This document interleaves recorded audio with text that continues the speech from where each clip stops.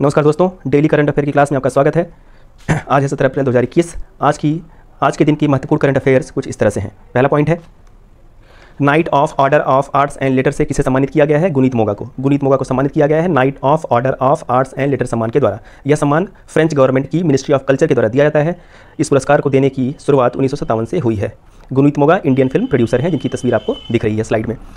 दूसरा point, ICC की ODI बल्लेबाजी रैंकिंग में शीर्ष स्थान पर कौन रहा? बाबर आजम। पाकिस्तानी क्रिकेट टीम के कैप्टन बाबर आजम को आईसीसी की ओडीआई बल्लेबाजी रैंकिंग में शीर्ष स्थान प्राप्त हुआ है।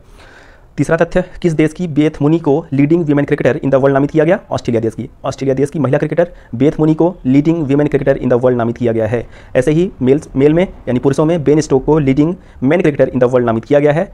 और यह जो नामकरण हुआ है, मतलब जो खिलाड़ी नामित हुए हैं, ये विजडन क्रिकेट अल्मानाक के द्वारा किया गया है।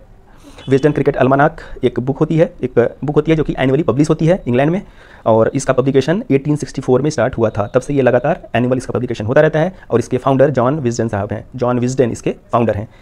चौथा तथ्य है, EIU द्वारा जारी फेसबुक इंक्लूसिव इंटरनेट इंडेक्स में भारत किस स्थान पर रहा? 49वें स्थान पर। EIU द्वारा जारी फेसबुक इंक्लूसिव इंटरनेट इंडेक्स में भारत को 49वां स्थान प्राप्त हुआ है। EIU का फुल फॉर्म क्या है? Economist intelligence unit. Economist intelligence unit, और यह सूचकांक यही पब्लिश करती है। इकोनॉमिस्ट इंटेलिजेंस यूनिट के द्वारा यह सूचकांक पब्लिश किया गया है। ये एक ब्रिटेन की निजी कंपनी है, और इसके द्वारा एक समाचार पत्र भी प्रकाशित होता है, जिसको हम कहते हैं द इकोनॉमिस्ट। द इकोनॉमिस्ट समाचार पत्र का पब्लिकेशन कौन करता है? Economist intelligence unit. अगली स्लाइड, पांचवा तथ्य, 14 अप्रैल को डॉक्टर भीमराव अम्बेडकर की जयंती मनाई गई थी। यह उनकी कौन सी जयंती थी? तो 130वीं जयंती थी। 14 अप्रैल को जो डॉक्टर भीमराव अम्बेडकर की जयंती मनाई गई, यह उनकी 130वीं जयंती थी। छठवां तथ्य, पंजाब नेशनल बैंक ने किस नाम से डिजिटल पहल की शुरुआत की है? किस नाम से की है? PNB@ease। PNB@ease। Punjab national bank, जिसे PNB के रूप में जाना जाता है, भारत सरकार के वित्त मंत्रालय के स्वामित्व में एक सरकारी बैंक है। इसका मुख्यालय नई दिल्ली में है, और इस बैंक की स्थापना 1894 में हुई थी, और यह भारत का दूसरा सबसे बड़ा सरकारी बैंक है। सबसे बड़ा सरकारी बैंक आपको मालूम है कौन सा है? State bank of India, SBI। दूसरे नंबर पर कौन आता है? PNB, Punjab national bank. United bank of India और ओरिएंटल बैंक ऑफ कॉमर्स को PNB में विलय कर दिया गया है। ठीक है, यूनाइटेड बैंक और ओरिएंटल बैंक ऑफ कॉमर्स दोनों को PNB में विलय कर दिया गया है। नेक्स्ट पॉइंट है, अमेरिका ने किस देश के साथ मिलकर हाइड्रोजन टास्क फोर्स का गठन किया है? तो भारत।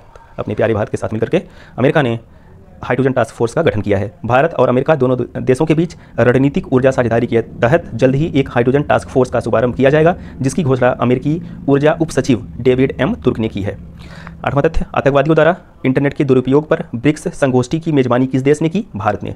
ब्रिक्स क्या होता है? ब्रिक्स 5 प्रमुख उभरती अर्थव्यवस्थाओं का समूह है, जिसमें ब्राजील, रूस, भारत, चीन और दक्षिण अफ्रीका, ये 5 देश आते हैं।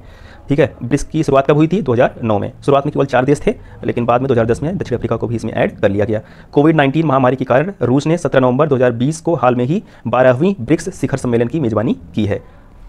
अगला स्लाइड पे देखते हैं। अगला तथ्य, 9वां, एस्ट्राजेनेका वैक्सीन को छोड़ने वाला यूरोपियन यूनियन का पहला देश कौन बना है? डेनमार्क। डेनमार्क एक ऐसा देश है जो कि यूरोपियन यूनियन का मेंबर है। इसने एस्ट्राजेनेका वैक्सीन को छोड़ दिया है। एस्ट्राजेनेका वैक्सीन को ऑक्सफोर्ड ने डेवलप किया था, विकसित किया था, और यहाँ पे जिक्र आया है डेनमार्क का। तो डेनमार्क की कैपिटल है कोपेनहेगन, और डेनमार्क स्कैंडिनेवियन कंट्रीज़ में आता है। स्कैंडिनेवियन कंट्रीज़ में डेनमार्क, नॉर्वे और स्वीडन आते हैं।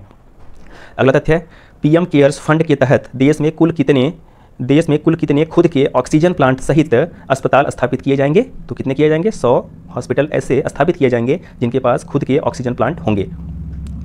11वां तथ्य, भारत का पहला वर्टिकल फॉरेस्ट टावर, जिसका नाम होगा माना फॉरेस्टा, कहाँ बनाया गया? ये बनाया गया है बेंगलुरु में। बेंगलुरु में बनाया गया है भारत का पहला वर्टिकल फॉरेस्ट टावर, जिसका नाम होगा माना फॉरेस्टा। लास्ट पॉइंट, किस कंपनी ने भारत में स्थित 32 मेगावाट अक्षय ऊर्जा परियोजना खरीदने हेतु क्लीनमैक्स के साथ समझौता किया है? किस कंपनी ने किया है? फेसबुक कंपनी ने किया है।